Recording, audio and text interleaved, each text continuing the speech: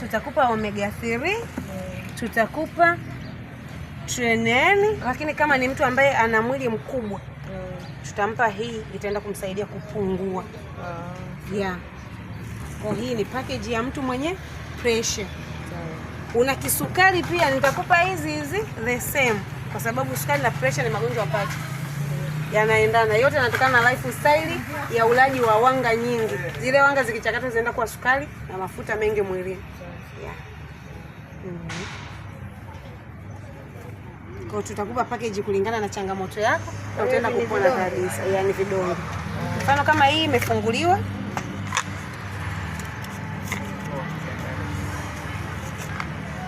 Vidonge vyake ndani. Hii inaitwa fiber. Ina nyuzi, ina fiber. Hizi fiber zinamsaidia mtu asile ovyo na kwenda kusaidia mwili kuchoma mafuta kiasili, apungue kiasili. Hii garlic na yenyewe garlic ni nzuri sana. Omega 3 pia ile imefunguliwa, sababu hizi ni bidhaa ambazo sisi wenyewe pia tunatumia. Tusiuze afu sisi tukabaki kuwa wagonjwa afu tukatibu wengine. Hii ni omega 3. Omega 3 kwa ajili ya kurudisha uteute kwenye maungio. Kuna watu wana gout, akitembea anasikia mifupa inalia, uteute umeisha. Akitumia ndio kurudisha, lakini pia inaimarisha mifupa yako. Sasa sisi tunasema kwa wanawake, mwanamke ukikaribia kukoma hedhi,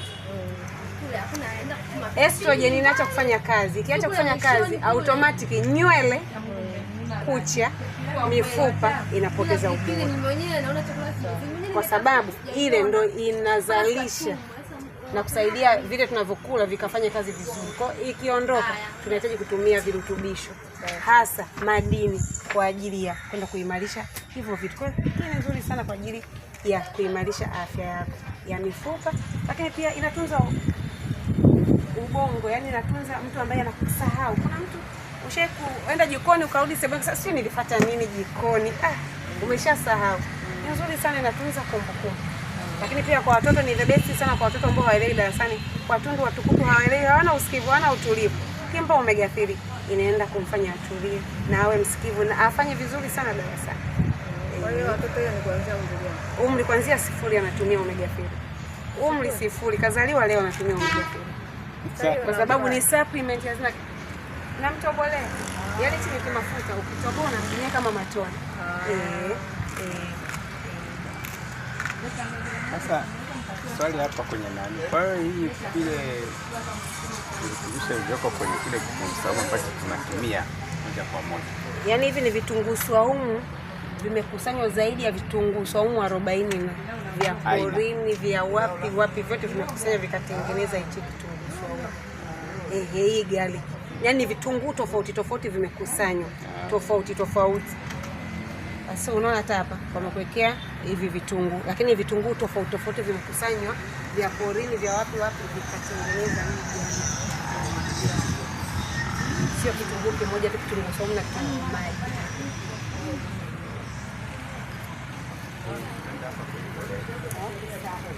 Mbolea ya mazao ya Super Grow inafanya kazi kwenye mazao yote.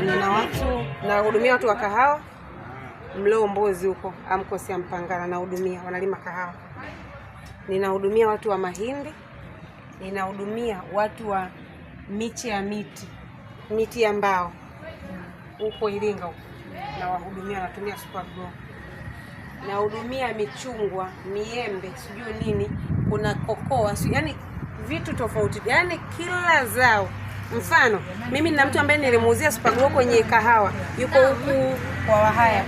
Wapi? Yeah. Mikahawa yake, mikahawa mpaka izae ilikuwa itimize miaka 3 ndio ikazae.